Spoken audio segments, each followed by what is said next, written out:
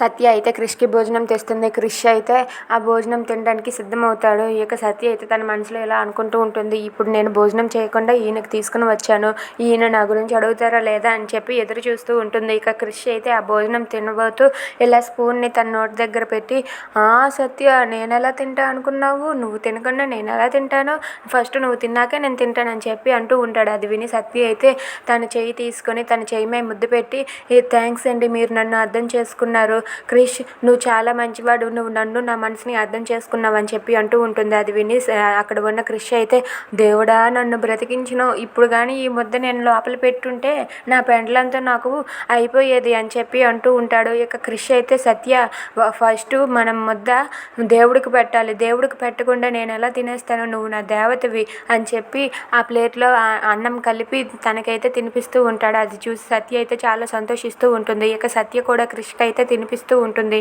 అలా వాళ్ళిద్దరూ కూడా సరదాగా తినిపించుకుంటూ సరదాగా కబుర్లు చెప్పుకుంటూ ఉంటారు.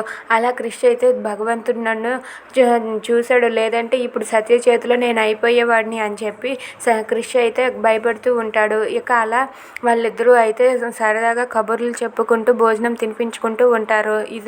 ఇది చూసి సత్య క్రిష్ వాళ్ళిద్దరూ కూడా చాలా సంతోషిస్తూ ఉంటారు. If you like this video please like, share and subscribe. Thanks for watching.